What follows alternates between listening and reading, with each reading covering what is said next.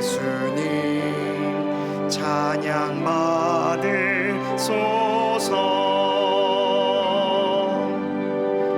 예수님 찬양 받으소서. 죄 사했네 우리 위해 성령 주셨네. 예수님 찬양 받으소서.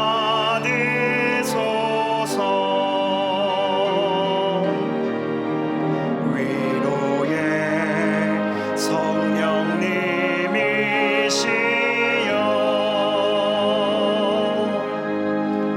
위로의 성령님이시여,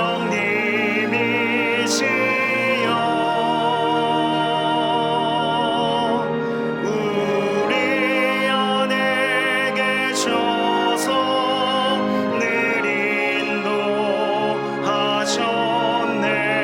위로의 성령님이시여.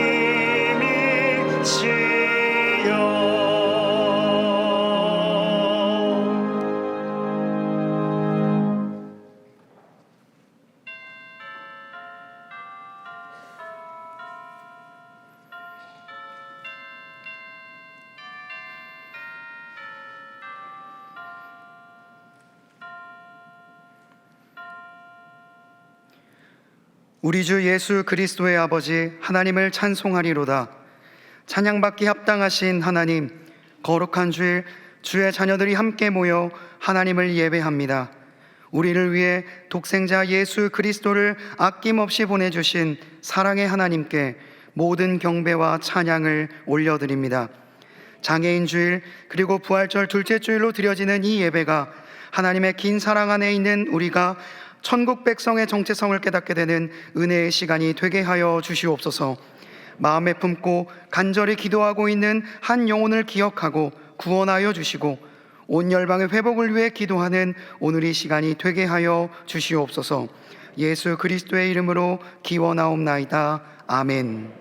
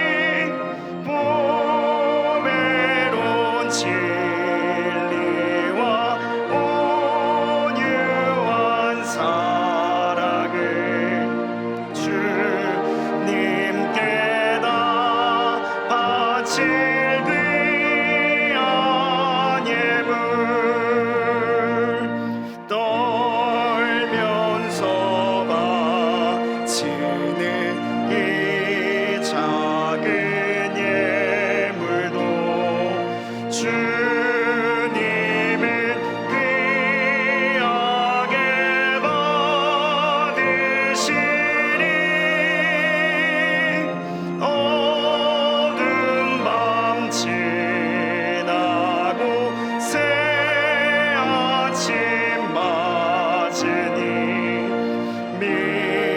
믿음과 소망을 늘 주시리.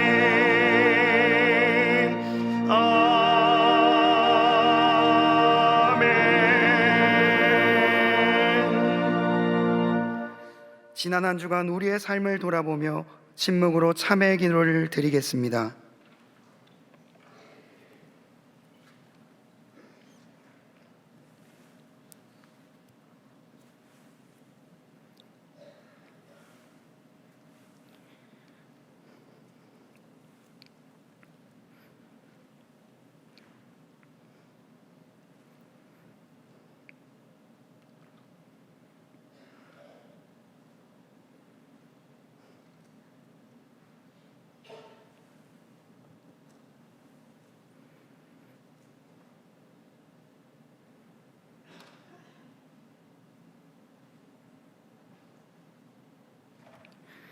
하나님께서 주시는 사죄의 말씀입니다.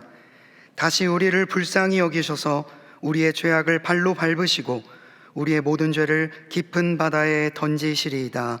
아멘.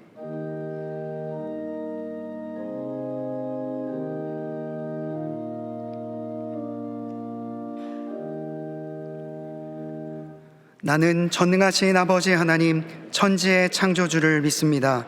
나는 그의 유일하신 아들 우리 주 예수 그리스도를 믿습니다. 그는 성령으로 잉태되어 동정녀 마리아에게서 나시고 본디오 빌라도에게 고난을 받아 십자가에 못 박혀 죽으시고 장사된 지 사흘 만에 죽은 자 가운데서 다시 살아나셨으며 하늘에 오르시어 전능하신 아버지 하나님 우편에 앉아 계시다가 거기로부터 살아있는 자와 죽은 자를 심판하러 오십니다. 나는 성령을 믿으며 거룩한 공교회와 성도의 교제와 죄를 용서받는 것과 몸의 부활과 영생을 믿습니다. 아멘.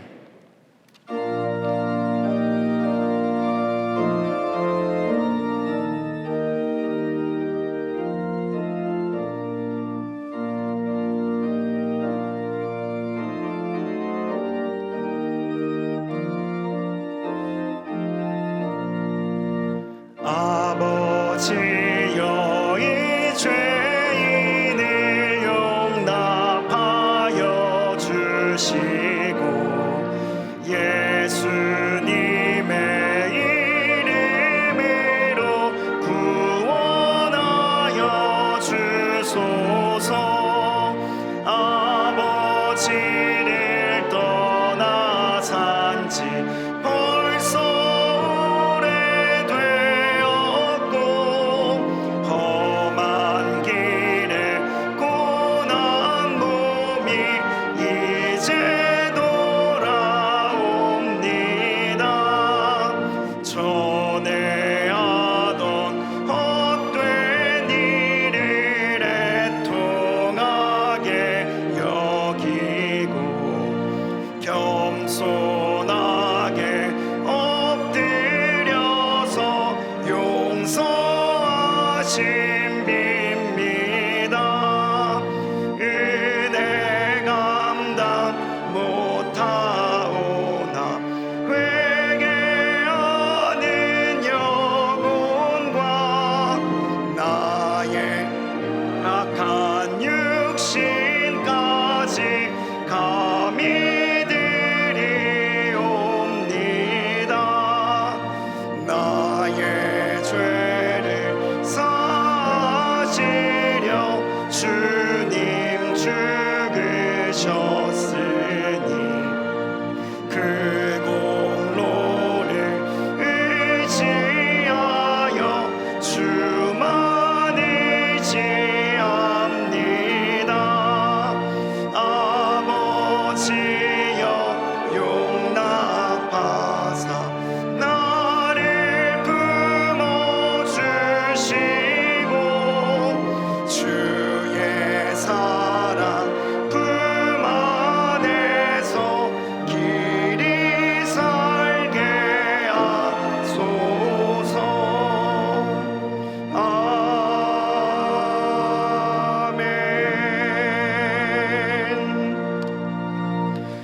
자막을 보시면서 함께 교회 공동기도를 드리겠습니다.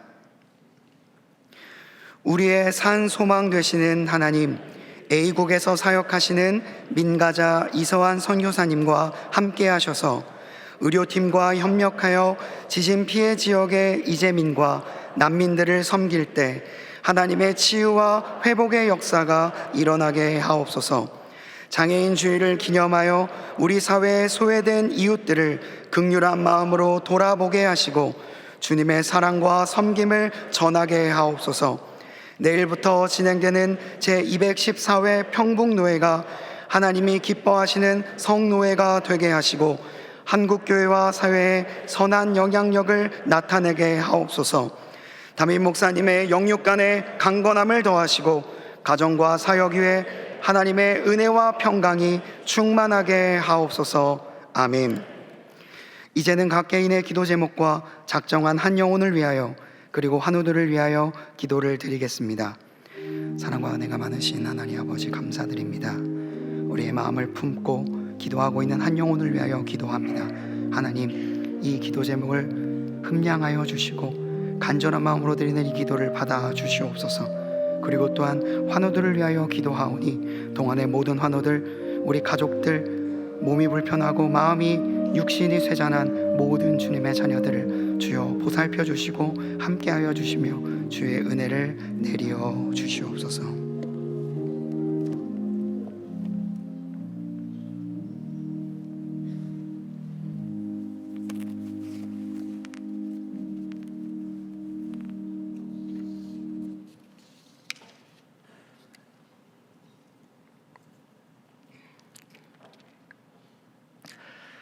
하나님 아버지, 지난 한 주간 저희들의 삶을 지켜주시어 아버지 앞에 나와 찬양과 경배를 올리게 하시니 감사합니다. 이 시간 성령님 함께하여 주셔서 저희의 마음의 문을 활짝 열고 아버지의 말씀을 들으며 하나님 아버지를 저희들의 아버지로 고백하는 신실한 예배되게 하여 주시옵소서. 하나님 아버지, 죄인 중에 죄인이며 티끌보다 못한 저희들을 이렇게 사랑하시사 독생자 예수 그리스도의 십자가 보혈로 주홍 같은 저희들의 죄를 사해 주시고 아버지의 자녀로 삼아 주심에 감사드립니다. 하지만 죄의 달콤한 유혹은 여전히 저희들의 마음을 사로잡습니다. 아버지, 십자가를 바라보게 하여 주시옵소서. 죄의 유혹이 다가올 때 십자가를 바라보며 십자가의 능력으로 실족지 않게 하시고 아버지의 신실한 자녀로 살아가기에 조금도 부족함 없는 동안의 모든 성도들 되게 하여 주시옵소서. 아버지, 건강의 문제, 물질의 문제, 관계의 문제, 자녀의 문제 등으로 눈물을 흘리며 간절히 아버지의 얼굴을 바라보고 있는 동안의 성도들이 있음을 보게 됩니다. 아버지, 이들이 낙심하지 않고 절망하지 않게 하여 주시옵소서. 처한 환경이 한치 앞을 보지 못할 만큼 깜깜할지라도 저희들 인생의 알파와 오메가 되시는 아버지께서 저희들의 목자로 함께하고 계심을 잊지 않게 하여 주시옵소서. 세상을 이길 힘이 오직 하나님 아버지로부터 나옴을 밝히 알게 하여 주시고 삶의 문제를 온전히 아버지께 위탁할 때 저희들이 알지 못하는 놀라운 방법으로 길을 열어 주시려는 그 믿음으로 주어진 시련과 고난에 승리하는 동안의 성도 되기를 간절히 기도합니다. 하나님 아버지, 이들의 간구를 외면하지 말아 주시옵소서. 지난 3년간의 코로나로 인하여 닫혔던 성전의 문이 활짝 열렸습니다. 하지만 여전히 동안 성전에 여기저기 비어져 있는 자리는 저희들의 마음을 아프게 합니다. 초대교인들처럼 모이기를 힘쓰는 동안교회 되게 하여 주시옵소서. 코로나의 시간을 통하여 잊고 있었던 전도의 사명을 다시 기억나게 하시옵소서. 잃어버린 한 영혼을 주님께 인도하는 일에 힘쓰는 동안교회 되게 하시어 날마다 구원받는 영혼이 차고 넘치는 저희 동안교회 되기를 간절히 기도합니다. 하나님 아버지, 나라를 위해 기도합니다. 세계 각처에서 일어나고 있는 전쟁과 경제 상황을 바라볼 때 저희들 스스로 나라를 지켜야 할 수밖에 없음을 깨닫게 됩니다. 하지만 지금의 이 나라의 정치를 바라볼 때 두렵기까지 합니다. 무엇을, 누구를 위하여 정치를 하는지 알 수가 없습니다. 기도합니다. 정치 지도자들이 자신들의 진영만을 바라보는 것이 아니라 진정 나라와 백성의 안위를 위해 무엇을 할 것인지 깨닫게 하시고 나라를 굳건히 세우는 일에 한 목소리를 내는 화합과 통합의 정치로 나아가기를 간절히 기도합니다. 오늘은 장애인 주일로 섬깁니다. 하나님 아버지께서 장애인들을 저희들이 섬겨야 할 귀한 선물로 주심을 깨닫게 하여 주시고 이들을 넉넉히 품을 수 있는 마음을 저희들에게 허락하여 주시옵소서. 이들 가정을 축복하여 주시고 실족지 않게 하여 주시고 힘 주시기를 간절히 기도합니다. 하나님, 특별히 기도하옵기는 저희 동안교회에 속한 소망 1, 2부를 기억하여 주시어서 저희들이 이들을 잘 돌보게 하여 주시고 실족지 않게 하여 주시며 아버지 하나님, 또 이들을 지도하고 있는 선생님들을 아버지 하나님 축복하여 주시어서 정말 귀한 영혼들을 아버지 앞에로 나아가게 할 수 있는 저희 소망 1, 2부 다 되기를 간절히 기도합니다. 동안교회를 이끌어 가시는 김영준 담임 목사님을 주님의 강한 의로운 손으로 붙들어 주시옵소서. 영육간에 강건하게 하심은 물론 시대를 밝히 분별하여 동안교회가 나아갈 길을 발견하고 그 길로 인도하는 지혜도 넉넉히 허락하여 주시옵소서. 사역과 가정 위에 주님이 늘 동행하여 주시기를 기도합니다. 이 시간 선포되는 말씀을 통하여 동안 성도들의 삶이 치유되고 회복되는 놀라운 역사가 이루어지게 하여 주시옵소서. 시온 찬양대와 예배를 돕는 모든 손길들을 위로하여 주시길 원합니다. 세상을 이길 힘이 오직 하나님 아버지로부터 나옴을 다시 한번 고백하오며 예수님 이름으로 기도합니다. 아멘.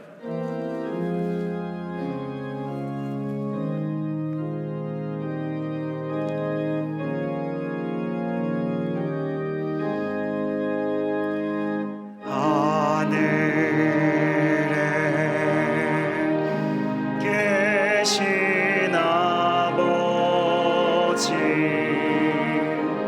이름 거룩하사 주님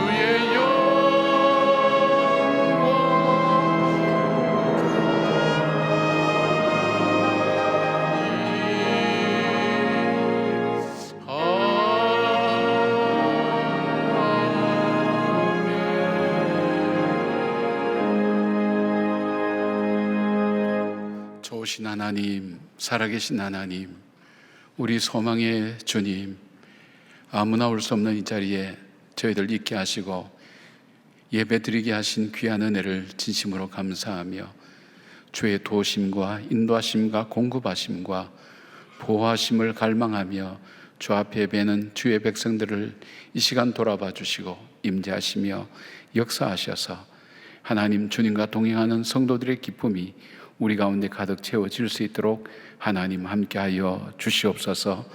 세상을 살면서 지치고 힘든 우리의 모습들을 주님 잘 아시오니 하나님 한 분 한 분을 꼭 품에 안으셔서 하나님 위로해 주시고 가르쳐 주시고 깨닫게 해 주셔서 하나님의 사람으로 이 땅을 살아가기에 부족함이 없도록 하나님 때를 따라 돕는 주의 은혜로 더하여 주시옵소서.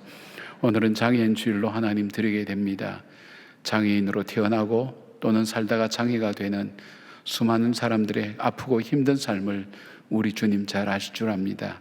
하나님 때로는 저들이 잘 알지 못한다 할지라도 하나님 우리 주님께서 하시오니 하나님 그 삶의 고달픔을 안타까움과 연약함을 주님께서 품어주시고 주님께서 품에 안고 걸어가 주시며 하나님 이 가족들을 돌보는 우리의 가정들 위해 함께하여 주셔서 동시에 하나님 이 자녀들이 또 이 하나님 장애인들이 축복의 통로가 될 수 있도록 하나님 붙들어 주실 뿐 아니라 이들을 돌보고 살피는데 지치지 않도록 하나님 경제적으로 어려움 없도록 하나님 붙들어 주시길 원합니다. 소망 1, 2부를 통해서 섬기는 하나 우리 장애인들을 섬기는 우리 선생님들을 축복하시고 저들의 귀한 마음 위에 하나님께서 함께 하셔서 일평생 주의 평강과 은혜가 넘치는 삶이 될 수 있도록 우리 선생님들을 축복하시고 인도하여 주시옵소서. 아버지 예물 올려드립니다. 나 자신을 드리지 않으면 드릴 수 없는 물질입니다. 이 물질 때문에 죽기도 하고 죽이기도 하는 이 세상 속에 살아갑니다. 물질이 주인된 이 세상 속에 우리의 주인이 주님인 것을 고백하는 귀한 물질을 구별하여 아버지 앞에 올려드립니다. 아버지여 주님 받아주시고 주님의 절대 주권을 믿으며 하나님 주께서 베푸시는 은혜가 우리 가운데 넘칠 것을 확신하고 믿음으로 고백하는 귀한 예물 위에 하나님께서 역사하시고 인도하여 주시며 우리가 삶을 살아가면서 생업의 현장에 어려움 없도록 하나님 붙들어 주시옵고 물질로 인하여 범죄하지 않도록 하나님 지켜 주시옵고 하나님 우리가 궁핍하지 않도록 시냇가의 신교나무처럼 시절을 쫓아 과실을 맺는 복된 삶을 살게 하여 주시옵소서. 드리지 못한 분들의 마음이 있습니다. 하나님 그들에게 믿음의 부여함을 채워주시고 잘못된 신앙관이 있다면 주님께서 고쳐주시고 하나님 삶의 환경이 어렵다면 하나님께서 복의 복을 다하여 주셔서 드리고도 남을 수 있는 하나님의 축복을 믿고 그 믿음 안에서 드려지는 귀한 예물이 되게 하시옵소서.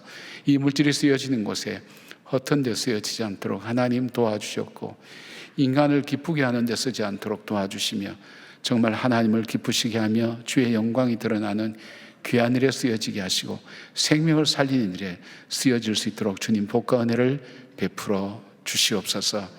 하나님 인생을 살아가며 감당할 수 없는 여러 가지 고통과 아픔을 겪는 주의 자녀들도 있습니다.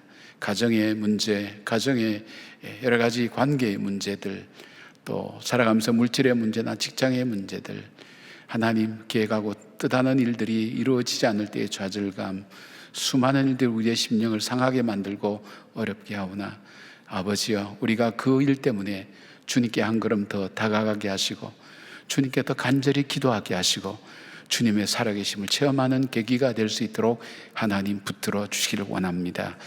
육신적으로 연약하여서 지금도 병상에서 예배드리는 하나님 주의 자녀들이 있습니다. 아버지 주님은 가능하시오니 아버지여 이적과 기적을 베푸셔서 죽을 자리에서 살아나게 하시고 병든 자리에서 일으켜 세워 주시오며 아버지여 치유하여 주셔서 말씀 속에 역사하신 주님의 능력이 우리 가운데 임재할 수 있도록 도와주시기를 원합니다. 어둠과 흑암의 세력에 하나님 눌려있던 주의 자녀들이 자유케 하여 주시옵고 생활 속에 갇혀있던 주의 자녀들이 자유함을 얻어 주를 찬양하게 하여 주시오며 주를 통하여 주시는 천국의 소망이 믿음으로 담대하게 하나님 세워지게 하셔서 흔들리지 않는 하나님의 사람으로 걸어가게 하여 주시옵소서. 주께서 우리 가운데 계심을 다시 한번 고백합니다. 우리의 예배를 받으시는 우리 주 예수 그리스도의 이름으로 기도드리옵나이다. 아멘.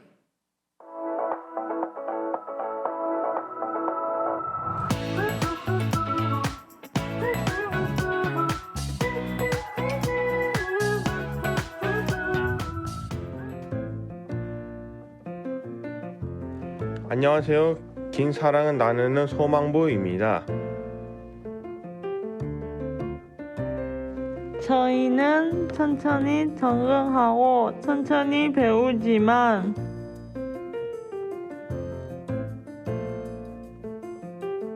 한 번 배운 것은 오랫동안 간직하고 나눠요.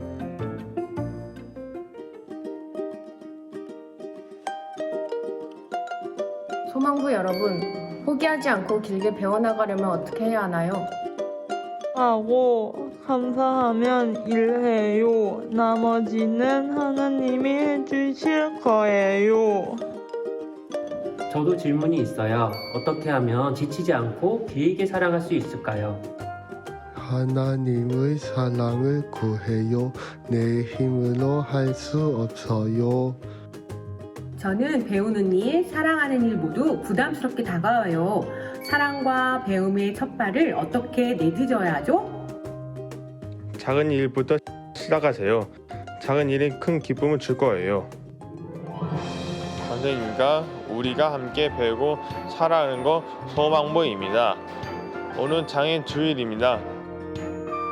오늘 소망부 예배 꼭 함께 해주세요. 한 30분 비전통에서 기다릴게요. 우리 장애인과 가족들 위해서 우리 격려의 박수 하십시다. 고맙습니다. 우리 오늘 오신 여러분들을 주님의 이름으로 환영하고 축복합니다. 혹시 새로운 식구들이 있으면 꼭 등록하셔서 한 가족이 되어서 함께 섬길 수 있었으면 좋겠습니다. 우리의 좌우 있는 분들에게 인사 좀 할까요? 주의 평강을 기원합니다. 예, 주의 평강을 기원합니다. 주의 평강을 기원합니다. 예. 인사는 여러분들이 참 아름답습니다. 고맙습니다. 우리 교회는 그 장애인 부서인 소망부 1, 2부가 있습니다. 발달 장애인이 한 70명 정도 섬기고 있는데 우리 선생님들이나 가족들이 너무너무 애쓰고 있죠. 또 이분들을 주님의 사랑으로 잘 돌보고 사랑할 수 있도록 하는데 오늘 1시 반에 우리가 연합 예배를 드리기도 하면서 또 축복하는 그런 시간입니다. 우리 선생님들이 정말 수고 많이 하시죠. 여러분 많이 좀 격려해 주시기를 바라고요. 여러분이 특별히 어떤 기념일이나 또 어떤 자녀를 위한 그런 마음이 이래 드실 때에 여러분 우리 장애인들을 위해서 좀 도울 수 있으면 좋겠어요. 우리 소망부 위해서 또 필요한 것도 좀 맛있는 것도 좀 섬겨주시고 그렇게 해주시면 우리 선생님들이나 가족들에게 큰 힘이 되고 이분들은 늘 용기가 필요한 분들입니다. 용기도 주시고 격려도 주시고 그렇게 할 수 있었으면 좋겠습니다. 우리가 늘 이렇게 기억하면서 우리에게 연약한 지체를 두시고 우리로 하여금 또 살피게 하시고 사랑하게 하시는 그 하나님의 마음을 우리가 늘 간직할 수 있었으면 좋겠습니다. 그리고 오늘 보면 우리 여러분 주보석에 간지가 들어있는데 안미 단기 선교 실습팀도 있습니다. 우리가 선교에 대한 얘기도 많이 하고 또 선교에 대한 헌금도 하고 하는데 사실 이거 별 우리 마음에 와닿지 않을 수가 있어요. 그렇지만 단기 선교를 한번 이렇게 갔다 오시면 생각이 많이 달라져요. 복음을 전한다는 게 다른 문화권에서 전한다는 것이 이런 것이구나 하는 것을 많이 경험하게 됩니다. 가족 여행을 혹시 계획하고 계시거나 그런 분들이 있다면 여러분이 그냥 가서 즐기고 지내는 것도 참 중요하지만 이 선교지를 여러분이 비전 트립을 하게 되면 특별한 부담들은 그래 많지 않으니까 거기서 깨닫는 것이 참 많아요. 우리 자녀들에게도 좋은 어떤 마음의 인상도 남기고 또 교훈도 남길 수 있을 겁니다. 여러분께서 참여하는데 기본적인 훈련을 좀 받으셔야 되니까 함께 하시고 우리 청년부와 대학부는 바나바를 한 3번 정도 하시게 되면 항공권을 제 교회에서 다 제공을 합니다. 어른들은 아직 아닙니다. 우리 청년들하고 우리 대학부 왜냐하면 젊은 사람일수록 갔다 올 때 그분들이 또 새로운 어떤 삶의 전환점을 만들 수 있기 때문에 우리가 함께 도움을 드리고 또 격려하는 의미가 있으니까 여러분께서 그렇게 함께 참여하시고 이거 3년 만에 시행되는 거기 때문에 여러분께서 함께 꼭 참여해 주시면 고맙겠습니다. 우리 부흥사경회가 5월 7일부터 주일 저녁부터 화요일까지 7시 30분에 주일날 7시에 있습니다. 우리 서임정 목사님은 한국 교계에 잘 알려진 분입니다. 이분을 모시려고 몇 년 전부터 계속 했는데 모셔지지를 않아요. 이게 3년 스케줄이 아마 다 짜져 있어요. 말씀이 너무너무 은혜스럽고 좋기 때문에 모든 교회들이 아마 필요도 하고 해외 집회도 잡혀 있고 그런데 우리 한기석 목사님이 서임정 목사님 비서를 하셨어요. 그래서 한기석 목사님을 찔렀습니다. 당신이 책임지고 하라고. 그랬더니 한 목사님이 목사님께 무슨 말씀을 드렸는지도 모르겠지만 바로 이 날짜를 주셨어요. 아마 이 날짜도 아마 계획에 잡혀있던 날짜 같아요. 근데 참 말씀이 은혜롭고 참 귀합니다. 여러분께서 5월달은 특별히 우리가 이 가정의 달 맞이하면서 기도 제목들이 참 많잖아요. 그러니까 여러분께서 말씀을 통해서 세움을 얻으시고 6월달 특세를 참석하시고 또 기도 열심히 하시다가 10월달 가시면 우리 또 가을 특세 또 준비하시고 그러면 금년 한 해가 다 가겠죠. 신앙 스케줄이 쫙 잡혀 있죠. 왜 눈앞이 캄캄하세요? 믿음으로 함께 우리가 신앙생활을 하게 될 때 우리 힘든 일도 넘어가기도 하고 또 지칠 때도 힘도 없고 그렇게 하면서 서로 격려하면서 믿음 안에 살아갔으면 좋겠어요. 귀한 은혜의 시간 되기를 바라고요. 오늘 저녁에는 우리 암 세미나 마지막 시간입니다. 이병욱 박사님 모셔서 암 극복과 치유에 대한 말씀을 전해줄 때 귀한 은혜의 시간 되기를 바랍니다. 그리고 내일 모레 우리 교회에서 평북 노회가 열려집니다. 이 노회라고 하는 것은 교회들이 합쳐져서 이렇게 한 회를 이루는 건데 저희 노회가 굉장히 많습니다. 270개 정도 교회가 됩니다. 30개 이상만 되면 노회가 결성이 되는데 상당히 많죠. 그러니까 참석하는 인원이 참 많습니다.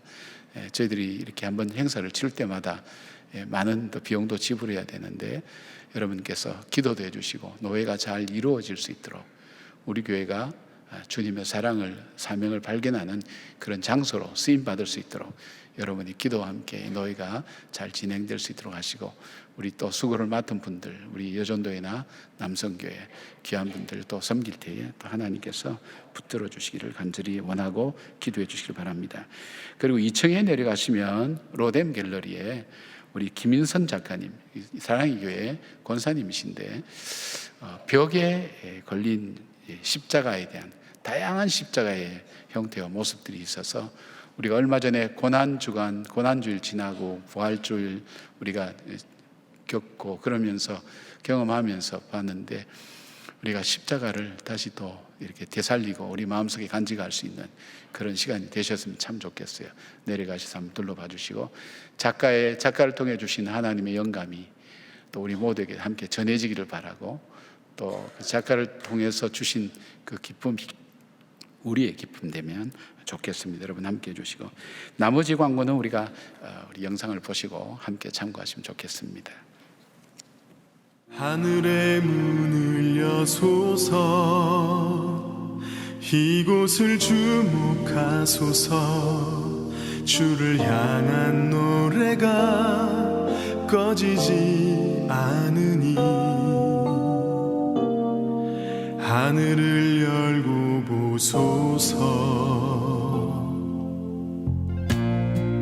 이곳에 임재하소서 주님을 기다립니다. 기도의 향기가 하늘에 닿으니 주여 임재하여 주소서 이곳에 오셔서 이곳에 앉으소서 이곳에서 드리는 예배를 받으소서 주님의 이름만이 오직 주의 이름만 이곳에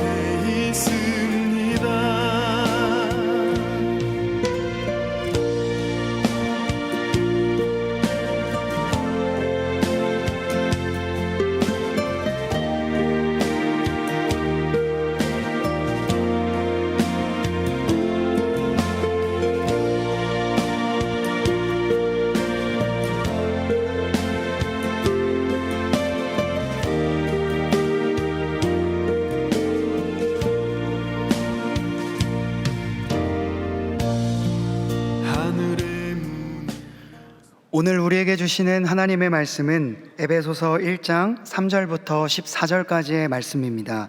다 함께 일어나셔서 하나님의 말씀을 경청하시겠습니다. 찬송하리로다 하나님, 곧 우리 주 예수 그리스도의 아버지께서 그리스도의 안에서 하늘에 속한 모든 신령한 복을 우리에게 주시되, 곧 창세전에 그리스도 안에서 우리를 택하사 우리로 사랑 안에서 그 앞에 거룩하고 흠이 없게 하시려고 그 기쁘신 뜻대로 우리를 예정하사 예수 그리스도로 말미암아 자기의 아들들이 되게 하셨으니, 이는 그가 사랑하시는 자 안에서 우리에게 거저 주시는 바 그의 은혜의 영광을 찬송하게 하려는 것이라. 우리는 그리스도 안에서 그의 은혜의 풍성함을 따라 그의 피로 말미암아 속량 곧 죄사함을 받았느니라.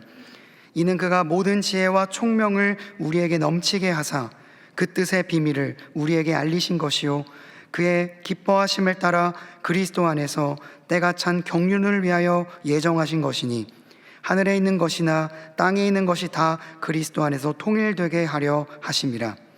모든 일을 그의 뜻에 결정대로 일하시는 이의 계획을 따라 우리가 예정을 입어 그 안에서 기업이 되었으니, 이는 우리가 그리스도 안에서 전부터 바라던 그의 영광의 찬송이 되게 하려 하심이라. 그 안에서 너희도 진리의 말씀 곧 너희의 구원의 복음을 듣고 그 안에서 또한 믿어 약속의 성령으로 인치심을 받았으니, 이는 우리의 기업의 보증이 되사 그 얻으신 것을 속량하시고 그의 영광을 찬송하게 하려 하심이라. 이것은 하나님의 말씀입니다. 아멘.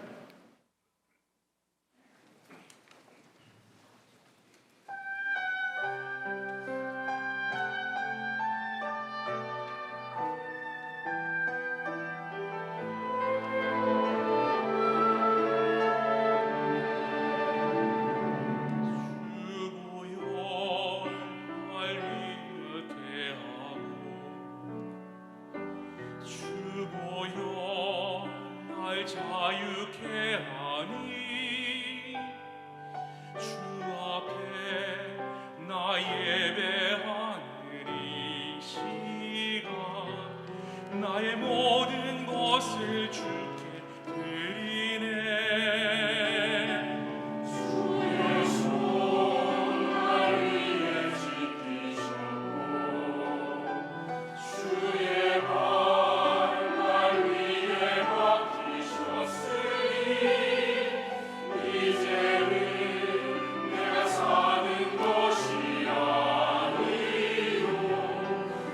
주를 위해 사는 것이라.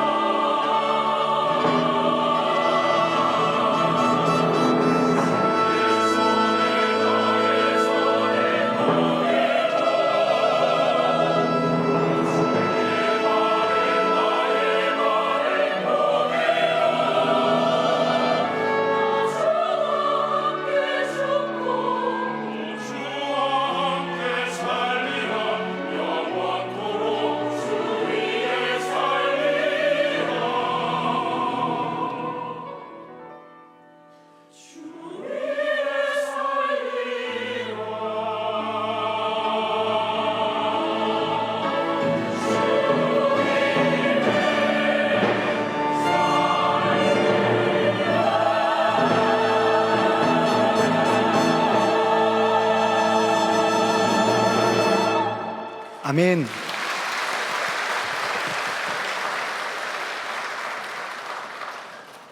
예, 오늘 시온 찬양대가 훨씬 더 밝고 멋있어졌다 했더니 마스크 벗으셔서 아마 그러신 모양입니다. 예, 마스크 아래 이제 화장에도 신경을 쓰셔야 되겠네요. 화장품 값이 좀 많이 들어가게 생겼습니다. 고맙습니다. 귀한 찬양 감사드립니다. 오래전에 서울시내 초등학교 5학년을 대상으로 질문을 했습니다. 초등학교 5학년짜리들한테 물어봤습니다. 앞으로 어떻게 살고 싶은가 물어봤더니 뭐 아이들이 무슨 인생에 대해서 뭘 알겠나 생각을 했는데 뜻밖의 대답이 나왔습니다. 그 아이들 대답이 가장 많이 나온 대답들이 부자로 살고 싶다, 그 다음에 유명해지고 싶다, 그리고 편하게 살고 싶다. 예, 그렇게 대답했던 우리 아이들이 벌써 30대 중반쯤 넘어섰을 겁니다. 세상에 돌아가는 삶의 모습들이 점점 이렇게 돌아가지 않나 생각됩니다. 아마 어른에게 물어봤다면 이 대답도 다 보편적으로 했겠지만 한 가지 더 있을 겁니다. 안 아프고 살았으면 좋겠다. 아마 그것이 분명히 추가됐을 줄 압니다. 이것이 이 세상을 살아가는 사람들의 인생 기준입니다. 그렇다면 십자가의 사랑, 아무나 경험할 수 없는 십자가의 사랑을 경험하고 부활의 소망을 가진 우리는, 그래서 우리의 시민권은 천국에 있다고 그렇게 믿고 살아가는 우리는 이 세상에서 어떤 삶의 기준을 가지고 살아야 될 것입니까? 여러분 어떤 삶의 기준을 가지고 살아가십니까?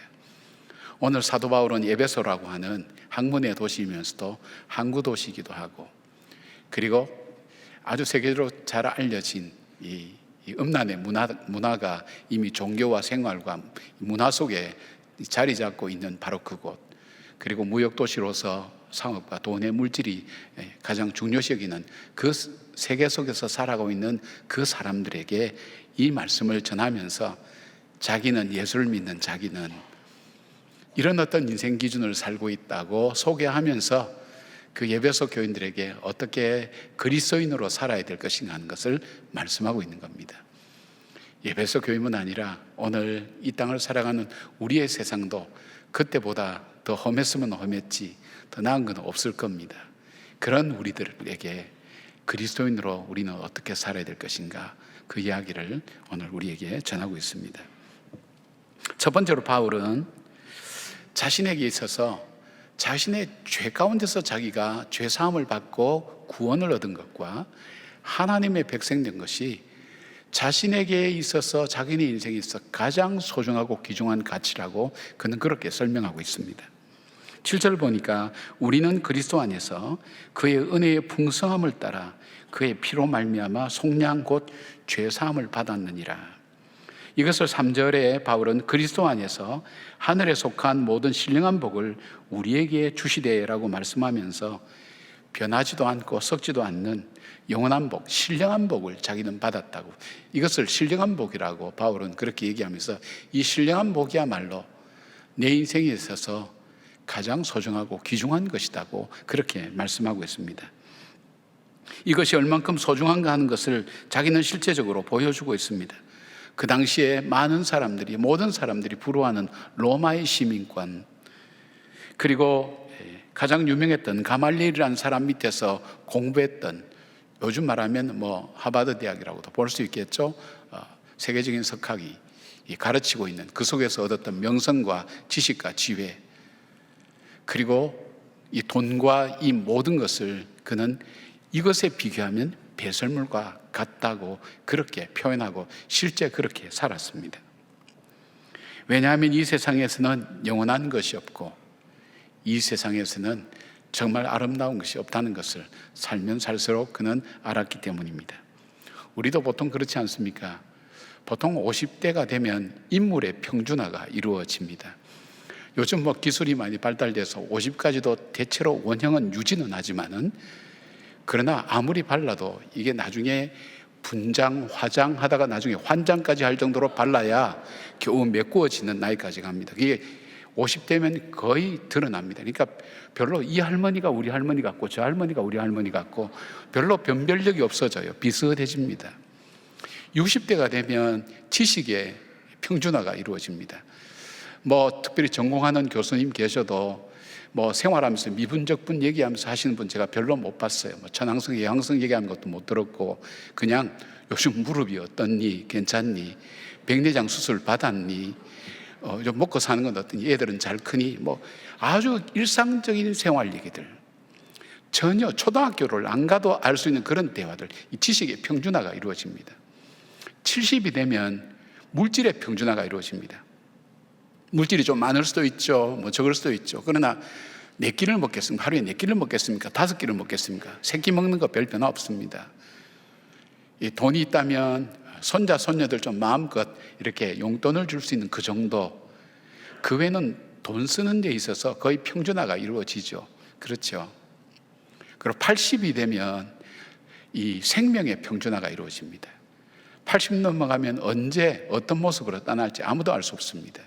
우리가 예상할 수 없습니다. 그래서 거의 생명의 평준화가 80 되면 이루어진다.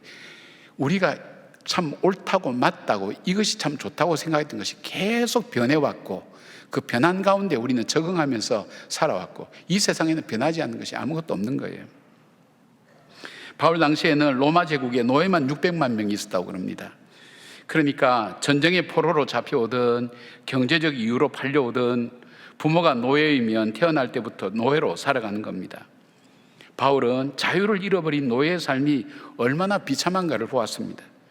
모든 삶은 주인의 주권에 달려있고 거기에 매여서 일평생 살아갈 수밖에 없는 것입니다. 더 고통스러운 것은 자유가 얼마나 좋고 필요한 것인지 알면서도 자신의 능력으로는 어떻게 할 수 없어서 일평생 노예로 살아가야 되는 비참함이었습니다.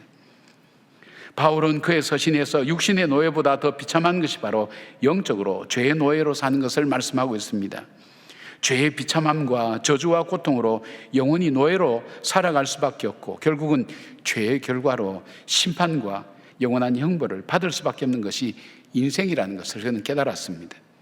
문제는 죄의 노예로 살아가면서 그것이 원래 자기의 삶이라고 그렇게 여기고 받아들이고 있고, 죄의 심판을 향해 계속해서 달려가면서도 아무 일도 없는 것처럼 아무것도 모르고 살아가는 것이 인생이라는 것입니다.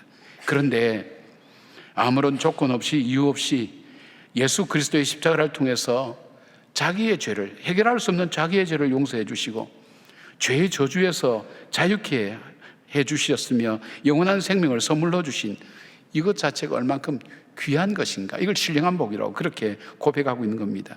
그래서 본문 안에만 그리스도 안에서, 그의 안에서라는 표현이 11절에 11번이나 나오고 있습니다.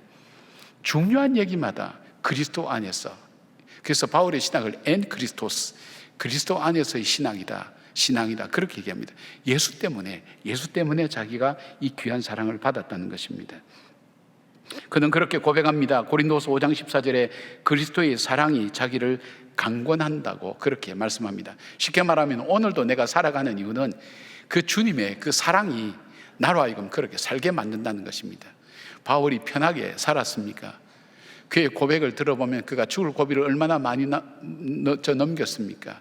매도 수없이 맞았고, 그리고 태형에도 채웠고 돌멩이도 맞았고 동족의 배신도 당하고 거의 죽었다고 생각할 그 많은 시련과 어려움들 주저앉고 싶고 중단하고 싶은 그런 수많은 일들 속에도 오늘도 일어나서 내가 가야 될 길, 바로 나를 그 구원해 주신 그 그리스도를 전하는 일을 오늘도 해야 되는 그 삶의 이유는 내가 아니라 그 그리스도의 사랑이 나를 밀고 끌고 나로 하여금 그 길을 걸어가게 한다고 고백하는 것입니다. 사랑하는 여러분, 저와 여러분의 삶도 마찬가지 아닙니까? 인생은 살면 살수록 수고와 슬픔밖에 없다는 것을 계속 확인하면서 살아가고 있지 않습니까? 아픔이 가득한 세상이라는 걸 확인하며 살아가고 있지 않습니까? 어떨 경우에는 아침에 해가 뜨는 것이 두려울 때도 있지 않습니까? 이대로 잠들었으면 하는 그런 마음이 들 때도 얼마나 많이 있습니까? 인생을 살다가 포기하고 싶은 마음이 들어올 때도 있죠. 그런데 세상을 바라보면 오늘도 살아야 될 이유가 없지만, 그러나 그럼에도 불구하고 나로 하여금 일어나게 만들어서 걸어가게, 내 인생의 길을 걸어가게 만드는 것이 여러분은 뭡니까? 이 세상에 썩어질 것 때문에 그렇게 살아가고 있다면 여러분 삶은 헛된 삶입니다. 내 속에 나를 구속하시고 용서해 주시고 영원한 소망을 주실 뿐 아니라 천국의 소망을 주신 그 주님의 사랑이 나를 향한 그 주님의 사랑이 나로 하여금 오늘도 일어나서 내가 가야 될 길, 걸어야 될 길을 걸어가게 만든다는 이 확신이 어디서부터 옵니까? 신령한 복을 받은 사람, 바로 그 사람에게 나타난 삶입니다. 다윗이 범죄에서 회개할 때에 그는 회개의 내용 속에 하나님 구원의 즐거움을 나에게 회복시켜 달라고 기도합니다. 특이한 기도죠. 회개할 때 다시 회복돼야 될 게 얼마나 많았을까요? 그런데 그에게 구원의 즐거움을 회복시켜 달라는 이유가 뭐였을까요? 여러분, 다윗의 일평생은 남달리 고난과 시련이 많았던 삶입니다. 어릴 때는 가정에서도 인정받지 못했습니다. 그리고 골리앗을 물리치고 나라의 영웅이 됐지만 그 왕에게 쫓겨서 10여 년 이상 그는 쫓겨다니고 이 적군의 나라에 오히려 망명을 해서 그 속에서 미친 채 하면서 살아낼 수 있는 삶을 그는 10여 년 이상 살았습니다. 자기 고국의 땅에 돌아와서도 갈 데 없어서 동굴 속에서 그 가난하고 억울하고 원통하고 빚진 사람 400명과 함께 살면서 낭인의 생활을 얼마나 많이 걸었습니까?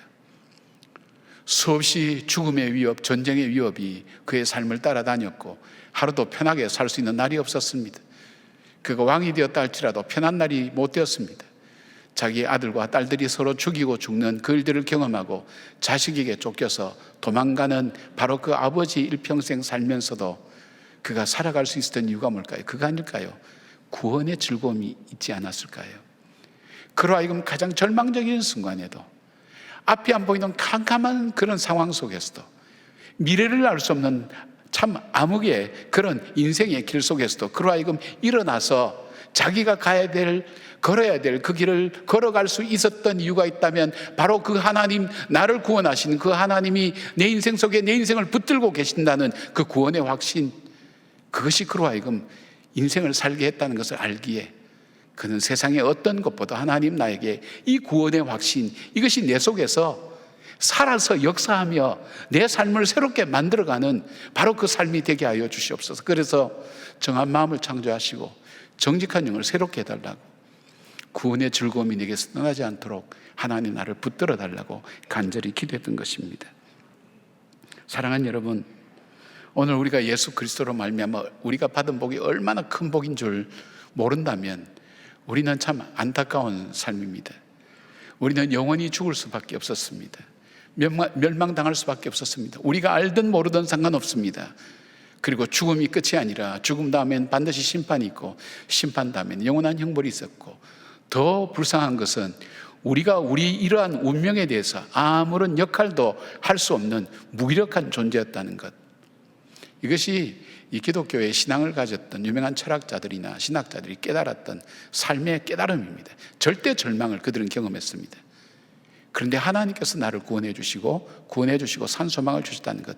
그래서 그들은 표현할 때 은혜라는 것, Amazing Grace, 놀라운 이 은혜, 상상할 수 없는 은혜, 그 은혜를 받았다고. 그리고 우리에게 이 죄의 저주에서 벗어난 죄 씻음을 주셨을 뿐 아니라 천국의 소망을 붙들고 오늘도 걸어갈 수 있도록 내 인생을 붙들고 인도하시고 보호하시고 공급해 주시는 그 하나님 나와 함께 하신다는 그 믿음이 우리로 하여금 오늘도 이 험악하고 죄 많은 세상에서 살아가게 하는 삶의 원동력이 되어야 된다는 것입니다. 여러분 속에 구원의 즐거움이 있습니까? 여러분 속에 이 구원의 확신이 있습니까? 나의 모든 염려와 걱정과 두려움을 이겨낼 만한 이 구원의 이 믿음과 확신을 갖고 있다면 오늘 우리는 어렵지만 주저앉지는 않습니다. 넘어질 수 있지만 다시 일어서게 됩니다. 그리고 우리가 가야 될 길을 바로 갈 수 있는 힘이 바로 이 구원의 신령한 복을 받은 사람들 속에 주어지는 하나님의 축복입니다. 바울은 자기의 고백을 통해서 바로 이 험한 세상 속에서 살아가는 성도들에게도 이러한 것을 함께 갖고 누리자고 오늘 우리에게 말씀하고 있는 것입니다. 사랑하는 여러분, 구원의 즐거움이 여러분의 삶에 있어서 가장 큰 가치 있고 의미 있는 것이 되기를 주님의 이름으로 축복합니다. 두 번째로 바울은 고난과 고통에 대한 해석을 하고 있습니다. 우리 인생에서 피할 수 없는 것이 고난과 고통이 아니겠습니까? 그런데 이 고난과 고통을 어떻게 다루고 어떻게 보느냐, 그것을 말씀하고 있습니다. 4절 보니까 이렇게 말씀합니다. 곧 창세 전에 그리스도 안에서 우리를 택하사 우리로 사랑 안에서 그 앞에 거룩하고 흠이 없게 하시리라. 바울은 하나님의 아들 예수 그리스도를 우리가 연약할 때에도, 우리가 죄인 되었을 때에도, 우리가 하나님과 원수 되었을 때도 포기하거나 구원 계획을 중단하지 않고 끝까지 십자가에서 우리 죄를 위해서 죽게 하심으로 우리를 향한 하나님의 사랑을 보여주셨습니다. 그래서 로마서 8장 32절에 이렇게 말씀합니다. 자기 아들을 아끼지 아니하시고 우리 모든 사람을 위하여 내어주시니가 어찌 그 아들과 함께 모든 것을 우리에게 은사로 주지 아니하시겠느냐. 저는 이 말씀만큼 참 위로되는 말씀이 없었습니다. 그렇지, 자기 아들을 나를 위해서 줄 정도가 되면 얼마나 나를 향한 사랑이 클까. 그 하나님이 지금 내가 이해하지 못할 고통과 어려움과 힘든 일이 내가 있다 할지라도 이거 절대 모르는 법 아닐 거야. 알고 계실 거예요. 왜냐하면 나를 위해서 그 아들까지 주셨다면 무엇을 못 주실까? 근데 안 주실 때는 이유가 있을 거야. 그런 생각을 하는 거예요. 여러분, 자녀를 길러보면 부모가 자녀에게 주는 것이 어렵습니까? 안 주는 것이 어렵습니까? 안 주는 것이 어렵습니다. 자식한테 달라는 거 못 주고 나면 마음이 아려요. 주긴 주어야 되는데 지금 주면 안 될 것 같아서 기다리는 거예요. 그리고 기회만 되고 조금만 여건만 갖춰주면 주겠다는 그 마음이 부모의 마음이잖아요. 그러니까 자기 아들을 주신 하나님께서 우리의 지금 이 시련과 고난에 대해서 모르고 계신다? 아니다. 우리는 모를 뿐이지 그 하나님 알고 계신다. 그 믿음을 붙들고 그 고난과 시련을 해석하고 있는 것입니다. 죄로 부패하고 타락한 우리가 예수 그리스도의 인격과 자녀됨의 모습으로 하나님께서 우리를 세워가시는 과정이라고 그렇게 말씀하시는 것입니다. 베드로후서 1장 4절에 이렇게 말씀합니다. 이로써 그 보배롭고 지극히 큰 약속을 우리에게 주사 이 약속으로 말미암아 너희가 정욕 때문에 세상에서 썩어질 것을 피하여 신성한 성품에 참여하는 자가 되게 하려 하셨느니라. 목적이 나오죠. 우리가 우리 속에 있는 이 정욕, 죄성 때문에 우리가 세상에 썩어질 것에 취하여서 살아갈 수밖에 없는 우리 자신을 하나님이 이 시련과 때로는 고난을 통해서 우리를 붙드시고 끄시고 그리고 인도하셔서 우리로 하여금 하나님의 성품에 참여하는 사람으로 만들어 가시기 위해서 하나님 하신다는 겁니다. 야고보서 1장 2절부터 4절에 이렇게 말씀합니다. 내 형제들아, 너희가 여러 가지 시험을 당하거든 온전히 기쁘게 여기라. 이는 너희 믿음의 시련이 인내를 만들어내는 줄 너희가 알미라. 인내를 온전히 이루라. 이는 너희로 온전하고 구비하여 조금도 부족함이 없게 함이라. 시련과 고난을 통해서 우리를 하나님 앞에 더 가까이 가고 하나님께서 우리를 온전하게 쓰시기 위한 하나님의 계획과 섭리 속에 우리를 두시기 위해서 때로는 힘들고 어려운 일, 시련과 고난도 우리에게 허락하신다고 그렇게 믿고 있는 것입니다. 그리고 고린도전서 10장 13절에 이렇게 말씀합니다. 사람이 감당할 시험 밖에는 너희가 당한 것이 없나니 오직 하나님이 미쁘사 너희가 감당하지 못할 시험 당함을 허락하지 아니하시고 시험 당할 즈음에 또한 피할 길을 내사 너희로 능히 감당하게 하시느니라. 참 귀한 말씀이죠. 하나님께서 우리가 감당 못할 시험은 아예 피하게 하신다는 거예요. 그러니까 내가 지금 고난과 시련을 당하고 있다는 것은 하나님 보실 때에 너 그거 이겨낼 수가 있어, 감당할 수 있어, 그렇게 인정하시고 보시고 우리에게 이 시험을 주시는 겁니다. 우리는 감당 못하고 죽겠는데 하나님은 아니야, 그거 이겨낼 수 있는 거야. 정말 너가 감당 못할 거는 피하게 하고 너에게 시험이 가지 않았어. 얼마나 위로되는 말씀입니까? 고난을 좋아하는 사람은 없습니다. 할 수만 있으면 피하고 싶고 당하고 있으면 빨리 벗어나고 싶습니다. 그래서 고난과 고통은 때로는 내가 살면서 인생에 무슨 저주를 받았는가 하는 생각을 하고 절망할 때가 많습니다.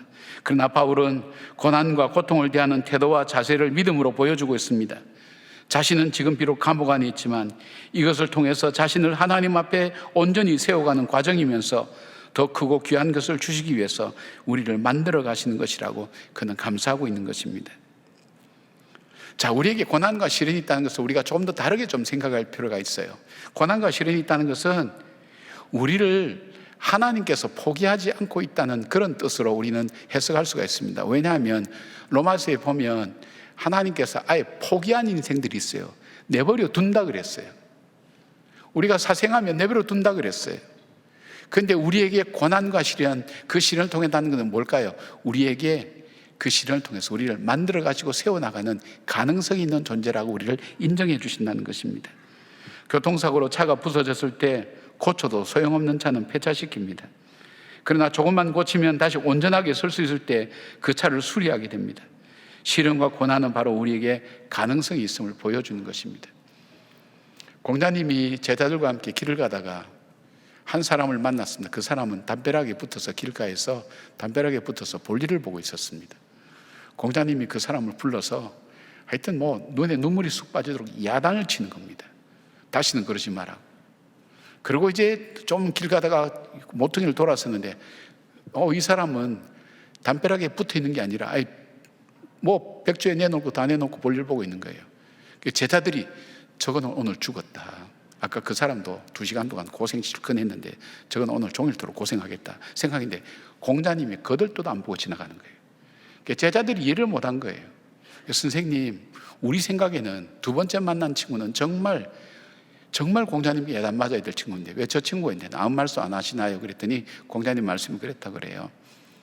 처음에 담벼락에 붙어서 사람의 눈치를 보는 친구는 조금만 야단치면 고쳐질 가능성이 있지만 두 번째 만난 친구는 희망이 없어. 변화될 희망이 없어. 희망이 없으면 아예 손도 대지 않는 거예요. 여러분, 저와 여러분이 희망이 없었다면 주님이 우리를 그냥 우리 마음대로 살도록 내버려 두었을 것입니다. 그래서 돌아보면 우리가 시련과 고난이 주님께 더 가까이 간 계기가 되었고, 고난과 시련이 내 성질을 좀 더 내려놓은 계기가 되었고, 고난과 시련이 내가 갖고 있는 탐욕을 조금 더 내려놓는 계기가 되고 하나님을 좀 더 의지하게 될 수 있었다면 그것이 우리 삶 속에 아팠지만 힘들었지만 필요 없는 것은 아니었습니다.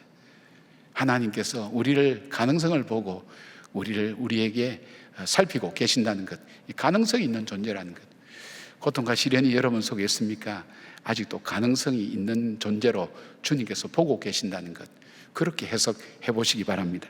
또 하나의 이유가 있다면 고통과 시련이 있다는 것은 하나님께서 더욱 귀하게 쓰시기 위한 섭리와 계획을 가지고 계신다는 의미입니다. 우리에게 지금 이대로는 못 쓴다, 이대로는 더 존귀한데 쓰지 못한다, 조금 더 훈련받고 좀 더 온전해지면 쓸 수 있다는 것을 말씀하고 있습니다. 하나님 뜻을 잘 나타내고 드러낼 수 있는 사람으로 우리를 사용할 수 있다는 것입니다. 피아노 연주자들 20명 중에 18명이 선호하는 피아노가 스타인웨이라고 합니다. 이 피아노는 170년의 역사를 가지고 있으면서 수제품으로 한 대 제작에 1년 정도의 시간이 걸린다고 합니다. 가장 어려운 것이 바로 피아노의 틀을 이루는 림을 만드는 것인데, 이 림을 만드는 거, 이 통 이렇게 틀을 짜는 거죠. 이게 200년 내지 500년 된 나무, 변형되지 않고 변질되지 않는 그 나무를 사용해서 잘 이렇게 올려질 수 있도록 이거 18겹을 이렇게 휘어서 만든다고 그렇게 얘기합니다. 12,000개 달하는 부품들 조립하는 과정, 200명의 기술자들과 특허만 125개인 바로 이 피아노를 손으로 만든다는 것입니다. 가장 마지막 단계는 건반을 두드리는 방에서 1만 번 이상 두들겨서 소리의 변화가 없이 일정해야 이 피아노는 출고한다는 것입니다. 이 스타인웨이 제작 과정은 뉴욕타임즈 기자였던 제임스 베런이라는 사람이 11개월 동안 이 제작 과정을 취재하면서 관찰하는 것을 스타인웨이 만들기라는 책으로 2020년에 출판했습니다. 이토록 어려운 과정을 통해 만들어진 피아노는 모든 연주자들이 자신들의 음악 세계를 가장 잘 표현해주는 피아노로 정평이 나게 된 것입니다. 그래서 연주하러 다닐 때 이 피아노를 비행기에 싣고 다니는 경우가 얼마나 많은지 모릅니다. 하나님은 우리를 이렇게 만들어 가십니다. 그래서 하나님 쓰시기에 가장 적합한 사람으로 우리를 다듬어 가시는 것입니다. 요셉은 하나님의 약속을 믿는 사람이었습니다. 근데 그가 17세 정도쯤 됐을 때 그것도 자기 형들에게 팔려서 외국의 노예로 팔려갑니다. 얼마나 비참한 인생입니까? 자기 인생을 이해하지 못했을 거예요. 거기서 열심히 일해서 총무를 맡고 있는 그런 일을 맡았지만 좀 인생이 풀리는가 했더니 거기서 모함을 받아가지고 감옥의 죄수로 좀 갇히게 됐어요. 거기서도 얼마나 고통스럽고 자주가 절망 뚝뚝뚝 떨어진 절망 바닥까지 내려가는 그 가운데서 술 맡은 사람에게 꿈을 해석해 주어서 이 사람 나가면 자기를 석방해 줄 거라 기대했지만 그렇게 하고도 2년 이상 지나면서 아무 소식이 없는 거예요. 무려 30살이 될 때까지. 요셉의 삶은 의미 없는 삶처럼 보였습니다. 그 고난은 아무 쓸모없는 것처럼 보였습니다. 그러나 요셉이 보디발이라는 집에서 가정총무를 할 때 가정경제라는 걸 배워서 경제라는 게 뭔지를 배울 수 있었어요. 그리고 그 감옥에 가서 고관대작들, 그 죄지어서 들어온 사람들과 대화를 하면서 국정을 살필 수 있는 지혜와 지식을 거기서 얻었어요. 그리고 감옥이라는 그 고달픈 그 삶 속에서 분노와 용서하지 못한 그 형제들에 대한 마음을 녹이고 용서하고 품을 수 있는 넓은 마음을 하나님께서 그 마음속에 주셔서 모든 것을 품을 수 있는 마음을, 그 마음속에 넉넉한 마음을 주셨어요. 그리고 애굽의 그 대신들이 바라볼 때 노예요, 죄수인 저 사람을 우리의 윗사람, 총리 대신으로 모실 수 있는가? 여러분, 그들 마음속에 저 사람이야말로 죄수고 노예 출신이지만 우리를 다스릴 만한 능력을 가진 사람으로 인정하기까지의 시간이었고, 그리고 애굽의 법은 30이 될 때까지는 관리로 등용이 안 된다고 그래요. 법적으로. 바로 술 맡은 관원장이 나가고도 기억하지 못한 것이 단순히 그것이 아니라 하나님께서 그 시간까지 기다리실 겁니다. 그것을 통해서 정말 그 나라를 다스릴 수 있고 나가서 이스라엘을 구원하며 하나님의 구원 역사를 이루는 귀한 인생으로 살고 싶어지게 된 것입니다. 사랑하는 여러분, 고통과 시련은 힘듭니다. 피하고 싶죠. 죄책감도 들고 원망도 찾아옵니다. 포기하고 싶어지기도 합니다. 그러나 이 과정을 통해서 우리를 하나님 앞에서 흠도 티도 없이 만들어 가시며 우리를 온전케 하시는 그 하나님, 우리가 낙심하지 않고 포기하지 않으면 때가 이르면 반드시 거두게 하실 주님을 바라봐야 될 이유가 바로 주님이 포기하지 않고 주님이 나에게 기대를 하시고 보고 계시기 때문인 것입니다. 그래서 우리 모든 사람이 목에 걸어야 될 신분증이 하나 있다면 공사 중이라는 신분증입니다. 다 공사 중입니다. 인간이 어떻게 저럴 수 있을까 할 때 그 사람도 공사 중이고 나도 공사 중이고, 공사 중인 인간은 어떻게 될까요? 피해서 잘 다니셔야 됩니다. 다른 분들도 나에게 그렇게 할지도 모르겠습니다. 공사 중이다. 나도 하나님께서 공사하고 있다고. 이 이야기는 빌리게란 목사님의 사모님의 이야기입니다. 이 목사님과 사모님이 같이 이렇게 차를 타고 가다가 공사 중인 그 현장을 지나게 되는데 길도 힘들고 어려워서 저기가 공사하고 있군요. 조금만 불편하면, 그리고 보니까 보통 그렇게 적혔잖아요. 공사 중에 불편을 끼쳐서 죄송합니다. 그렇게 되어 있지 않습니까? 그래서 그 사모님이 그 빌리게란 목사님 보고 그렇게 요청했다 그래요. 내가 죽으면 공사 중 죄송합니다. 그걸 좀 내 빗속에 새겨달라고. 그렇게 거기에서 나온 얘기입니다. 여러분, 저와 여러분 달고 다닐 거 뭘까요? 공사 중에 불편을 드려서 죄송합니다. 그걸 여러분 달고 다니셔야 됩니다. 예. 우리는 하나님의 공사 중입니다. 나를 오늘도 만들어 가시는 하나님, 하나님 앞에 온전히 서도록 나를 인도해 가시는 그 하나님의 인도하심 속에 있다는 것, 그 고백이 바로 천국 소망을 가진, 천국 백성의 인생 기준을 가진 사도 바울이 자기의 고난과 시련을 해석하는 삶의 모습입니다. 여러분 속에 감당하지 못할 어려움 속에, 이해하지 못할 어려움 속에 여러분 당황하고 힘들어하고 있습니까? 여러분 이렇게 생각하시고 이 말씀의 고백을 따라서 그렇게 한번 생각을 바꿔보십시오. 그래, 맞아. 나를 온전하게 만드시는 하나님, 나를 공사하고 계신 하나님, 그것도 안 믿어지시면 지난날 살아온 삶 속에서 이 고난을 통해서 나를 만들어 오신 그 과정을 한 번만 돌아보신다면 오늘 이 고난도 유익하게 하실 그 주님을 분명히 고백하게 될 것입니다. 천국 이 시민으로 살아가는 여러분들, 우리 인생 기준 속에 고난과 시련을 두려워하거나 무서워하지 않고 바로 이 고난과 시련 속에 하나님 의지하고 믿음으로 한 걸음 한 걸음 걸어갈 때 어느 날 아름답게 우뚝 세워지시는 하나님의 귀한 놀라운 은혜를 분명히 기대하게 되실 것입니다. 그 소망 바라보고 걸어가는 여러분 되시길 바랍니다. 세 번째로 바울은 자기가 어떤 인생으로 살고 싶은지를 고백하고 있습니다. 바울은 어떤 상황 속에서도 하나님을 찬미하는 자리에 있겠다고 그렇게 고백합니다. 14절 보니까 이는 우리의 기업의 보증이 되사 그 얻으신 것을 속량하시고 그의 영광을 찬송하게 하려 하심이라 그래 되어 있습니다. 6절 보니까 이는 그가 사랑하시는 자 안에서 우리에게 거저 주시는 바 그의 은혜의 영광을 찬송하게 하려는 것이라고 반복해서 강조합니다. 바울은 자신은 때로 핍박받고 박해받는 자리에 있다 할지라도, 때로는 감옥에 갇히며 살 소망이 없는 것 같은 고통이 밀려온다 할지라도 자기가 포기하지 않는 자기 삶의 중요한 원칙이 있는데, 그것은 나는 어떤 자리에 있다 할지라도 하나님을 찬양하고 찬송하는 자리에 나는 늘 있을 거야. 그 고백을 지금 보여주고 있는 겁니다. 하나님의 은혜의 영광을 찬송하는 자리야말로 가장 보람있고 가치 있는 삶의 모습이라는 것을 우리에게 말씀합니다. 우리는 이 세상을 살면서 많은 자리에 앉게 됩니다. 그 중에서도 우리가 앉고 싶어하는 자리가 있습니다. 그 자리가 어떤 자리일까요? 편안한 자리, 안전한 자리, 보장받는 자리, 즐거운 자리, 인정받는 자리, 사랑받는 자리, 존경받는 자리, 힘을 갖고 있는 자리, 명예로운 자리, 그리고 기둥 뒤의 자리.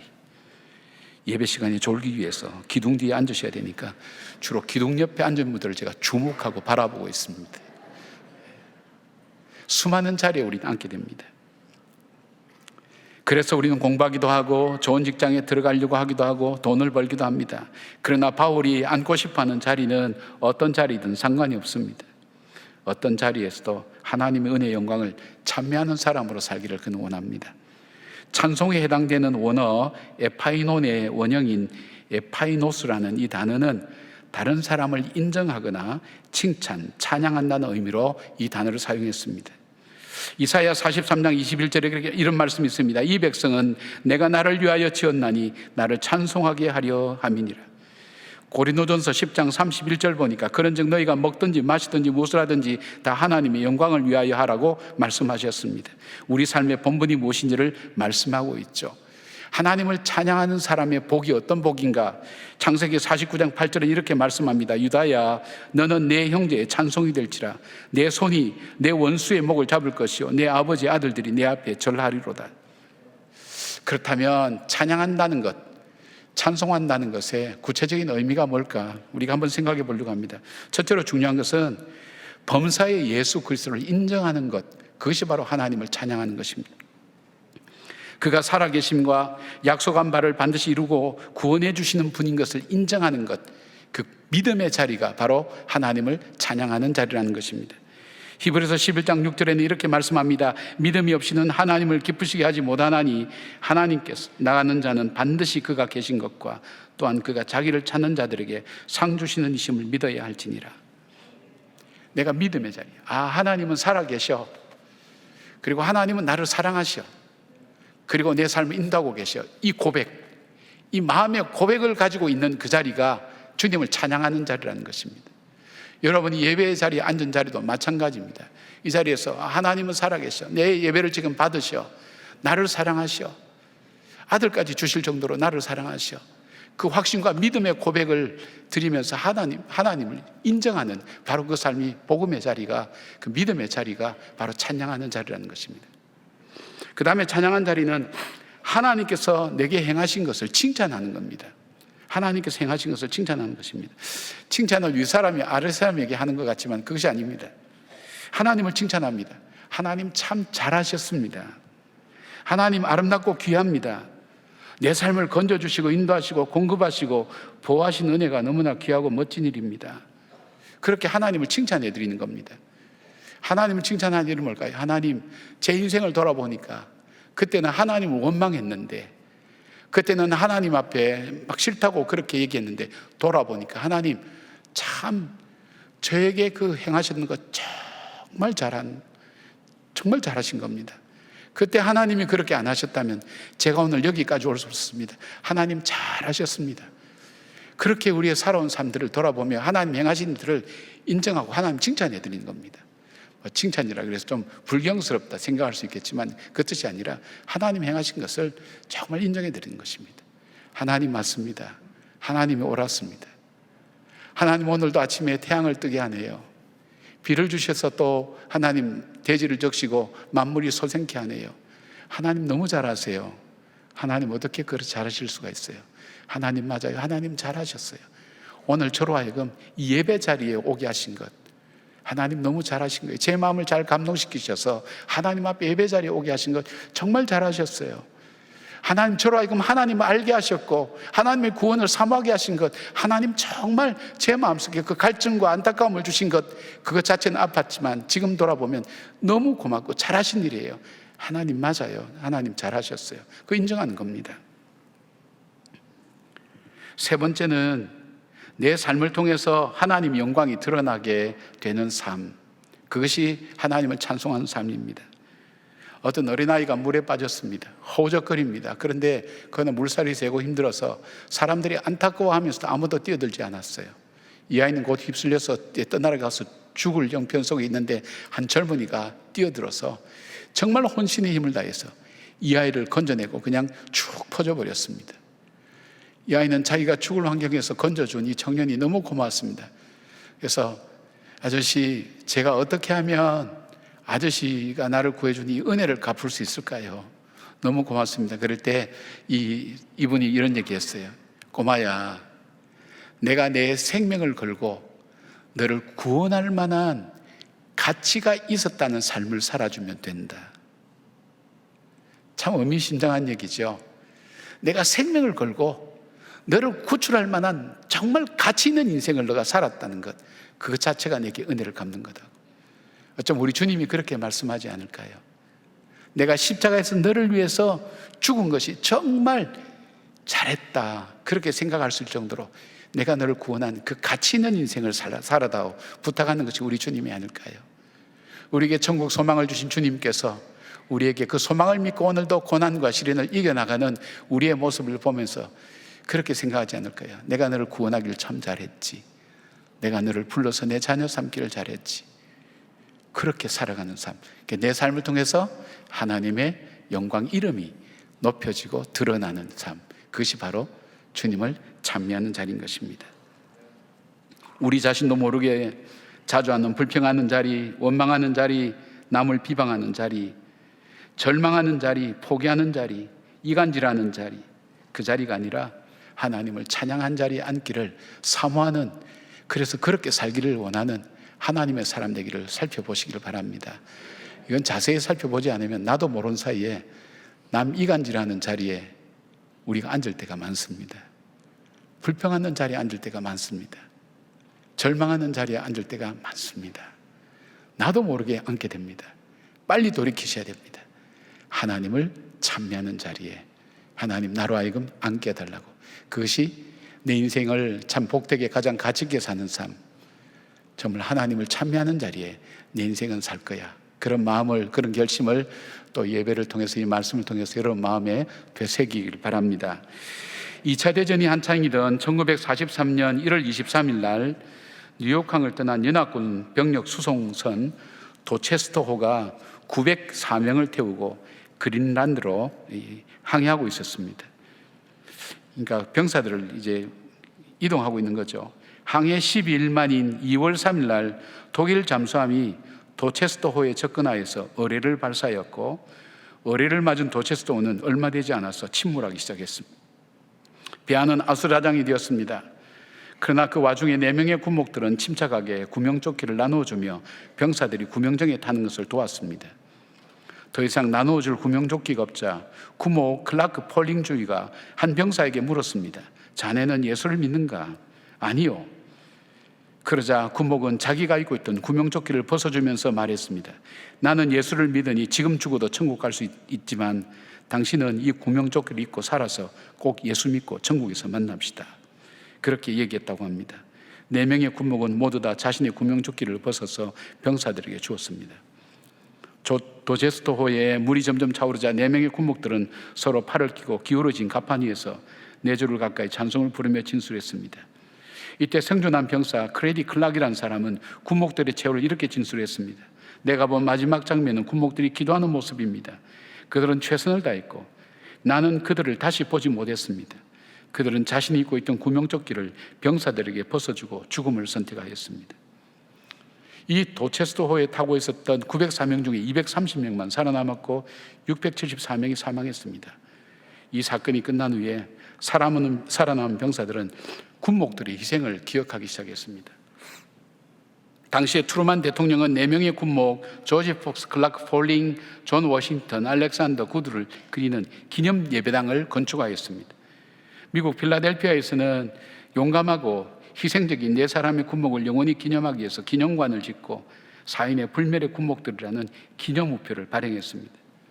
1992년도에는 작곡가 제임스가 이들을 소재로 영원한 빛이라는 뮤지컬을 제작 공연하면서 많은 사람에게 큰 감동을 주었습니다.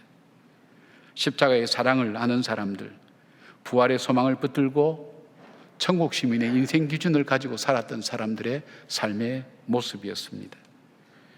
쉽지 않은 인생을 살아가고 있는 여러분, 감옥에 있는 사도 바울이 바로 에베소에 있는 교인들에게 그렇게 이야기합니다. 밖에만 나가면 곳곳에 주택가까지 술집이 들어와 있는 그 장면, 지금도 가면 그 술집에 주택가에 술집이 들어와 있는 걸 보게 됩니다.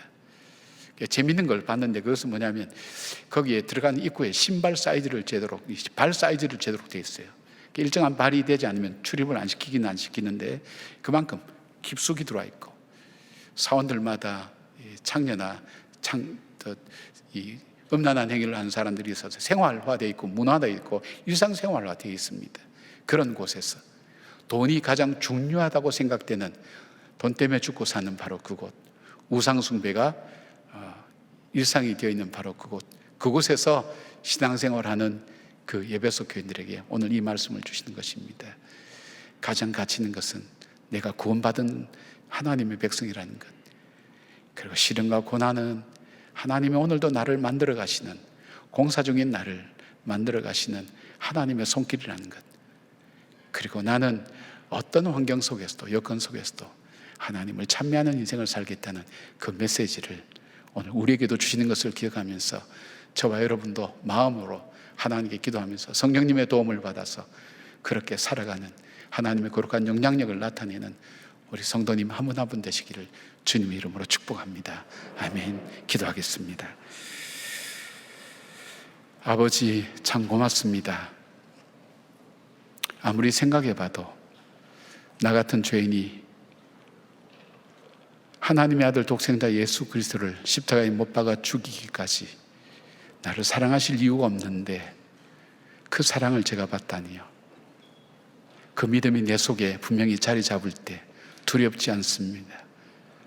천국을 향한 우리의 소망이 더욱더 이 절망과 어두운 세계 속에서 많은 사람에게 주의 소망을 증거하는 사람으로 살아갈 수가 있습니다.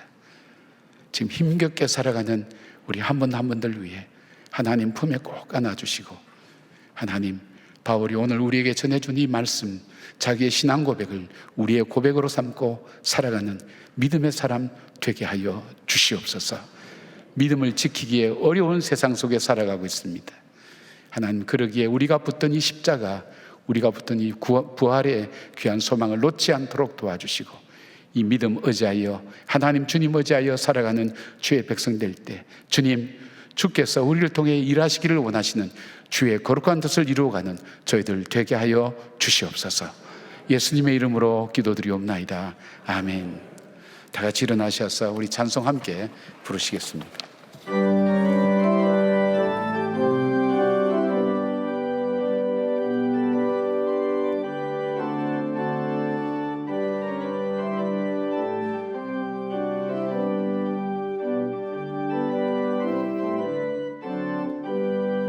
내가 예수 믿고서 죄 사함 받아 나의 모든 것 다 변했네.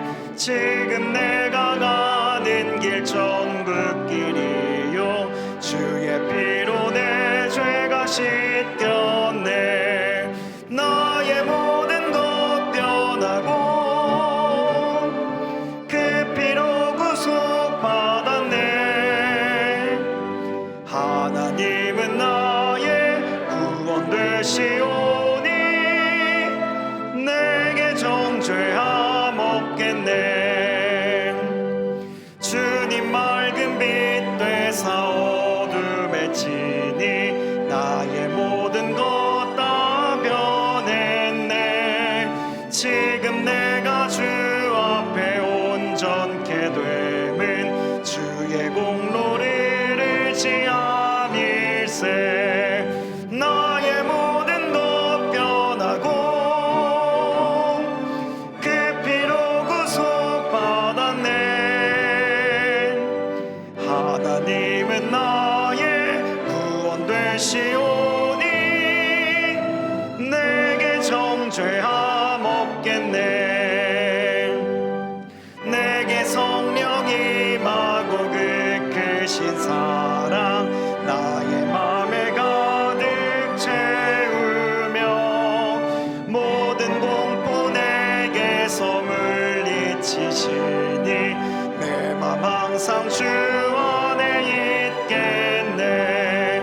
나의 모든 것 변하고 그 피로 구속받았네. 하나님은 나의 구원 되시오니 내게 정죄함 없겠네. 4월 이달의 말씀을 함께 선포하시겠습니다. 내 영혼아, 내가 어찌하여 낙심하며 어찌하여 내 속에서 불안해하는가. 너는 하나님께 소망을 두라. 그가 나타나 도우심으로 말미암아 내가 여전히 찬송하리로다. 아멘. 이제는 우리 주 예수 그리스도의 은혜와 우리 하나님 아버지의 크고 놀라운 사랑과 성령님의 깨닫게 하심과 동행하여 주심이 천국 백석의 인생 기준, 내가 받은 그 구원을 가장 귀중한 가치로 여기고 그 소망의 약속을 붙들고 믿음으로 걸어가기로 다짐하며 고난과 시련 앞에 좌절하지 않고 나를 만들어 가시는 하나님의 사랑으로 우리가 받아들이며 더 나아가서 주님을 찬미하는 자리에 내가 일평생 살리라고 다짐하는 주의 백성들 머리 위에 그리고 이 나라 이 민족 위에 지금부터 영원까지 함께 하시기를 간절히 축원하옵나이다. 아멘.